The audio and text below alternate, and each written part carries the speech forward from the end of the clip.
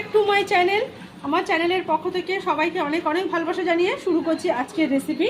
আজকে তৈরি করব ডাব পনির। তার জন্য এখানে নিয়ে নিয়েছি ডাব, এখানে টুকরো করে কেটে নেওয়া পনির, এখানে একটু কাজু কিশমিশ জলে ভিজিয়ে রেখেছি, আদা কাঁচা লঙ্কা আর নিয়েছি নারকেলের দুধ। তো সবার আগে ডাব পনির করার জন্য একটা মশলা তৈরি করব। এখানে জলে আগে থেকে কাজু কিশমিশ ভিজিয়ে দিয়েছি, তার মধ্যে দিয়ে দিচ্ছি 1 চামচ চারমগজ, আর দিয়ে দেবো 1 চামচ পোস্ত। এই মশলাটাকে একটু জলে ভিজিয়ে রাখবো। এখানে কিন্তু পনিরটাকে আমি আগেই একটুখানি নুন গরম জল করে জলের মধ্যে ভিজিয়ে দিয়েছি, ছোটো ছোটো টুকরো করে কেটে। এই 10-15 মিনিট ভিজিয়ে রাখলেই হবে, যেহেতু পনিরটাকে আমরা ভেজাবো না, তাই কাঁচাই কিন্তু গরম জলে ভিজিয়ে রেখেছি। এখানে একটা ডাব নিয়েছি, ডাবটার কিন্তু শ্বাস নেই, ডাবটা খুবই কচি। শাঁসালা ডাব হলে সেক্ষেত্রে ডাবের শ্বাসটা বার করে বেটে নিলেই হয়, যেহেতু ডাবের শ্বাস নেই তাই জন্য আমি এখানে নিয়েছি নারকেলের দুধ, আর এখানে নিয়েছি আদা কাঁচা লঙ্কা। এবার একটা মশলার পেস্ট তৈরি করতে হবে। এবার মিক্সির জারের মধ্যে সব মশলা, আদা আর 2টো কাঁচা লঙ্কা দিয়ে দিলাম। যে কাজু কিশমিশ আর চারমগজ পোস্ত ভিজিয়ে রেখেছিলাম, 10 মিনিট মতন হয়ে গেছে, এটাও এবার মিক্সির জারে দিয়ে দিচ্ছি। মশলা ইউজ করব সব কিন্তু একসাথে মিক্সির জারে দিয়ে দিচ্ছি। দিয়ে দেবো সামান্য একটু লবণ, 1/2 চামচ লঙ্কার গুঁড়ো, অল্প একটু টক দই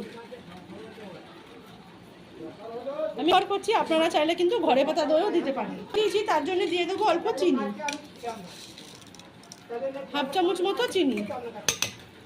সব দিয়ে মিক্সিতে একটা মিহি পেস্ট তৈরি করে নিচ্ছি। মশলাটা বেটে নিয়েছি, এবার আবার 3 টুকরো পনির দিয়েও মশলাটা আরেকবার ঘুরিয়ে নেব। পনির দিয়ে কিন্তু মশলাটা আবার একটু ঘুরিয়ে নিয়ে এসেছি। যে পনিরটা গরম জলে ভিজিয়ে রেখেছিলাম সেটাই 3-4 টুকরো এর মধ্যে দিয়েছি। দেখুন এবার এটা কত মিহি একটা স্মুথ পেস্ট হয়েছে। এবার এটাকে এই পনিরের মধ্যেই ঢেলে দেবো।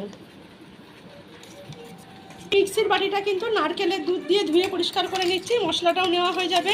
এখানে কিন্তু আমি অন্য কোনো জল ব্যবহার করব না, ডাবের জলটা দেবেন, না হলে ডাবের শাঁস যেটা থাকে সেটা বেটে দিতে পারেন। আর যদি সেটা সম্ভব না হয় তাহলে কিন্তু নারকেলের দুধ দেবেন।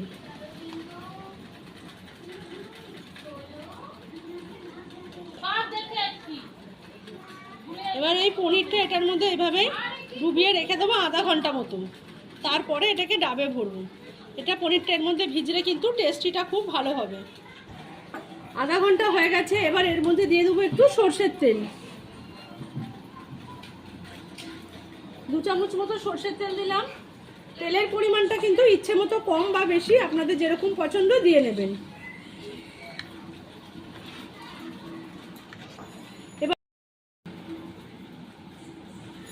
দেখুন এই একটা একটা করে পনির কিন্তু ডাবের মধ্যে আমি ভরে নিচ্ছি।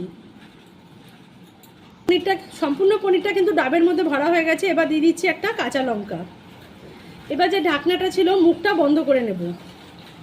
মুখটা কিন্তু সম্পূর্ণ এভাবে বন্ধ করে এবার ওপর থেকে আটা দিয়ে মুখটা সম্পূর্ণ রুটি করার জন্য সেরকমই একটা রুটির লেচি আমি রেখে দিয়েছিলাম, সেটা দিয়ে মুখটাকে এইভাবে সম্পূর্ণ বন্ধ করে দেবো।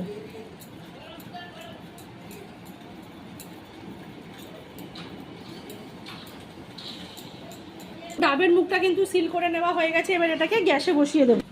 গ্যাসের উপরে বসিয়ে দিয়েছি, এবার গ্যাসটাকে জ্বালিয়ে দিলাম।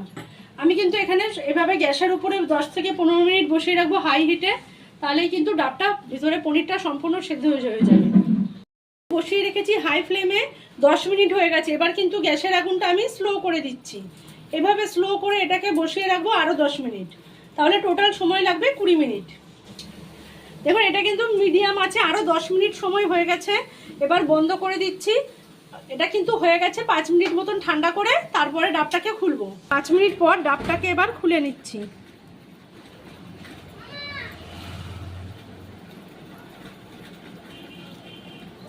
এভাবে খুলে নেব।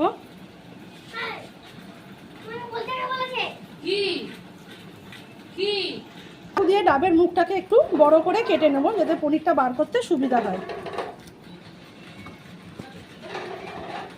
আগে থেকে বড় করে কেটে নিলে কিন্তু তখন অসুবিধা হতো পনিরটাকে ভাপাতে।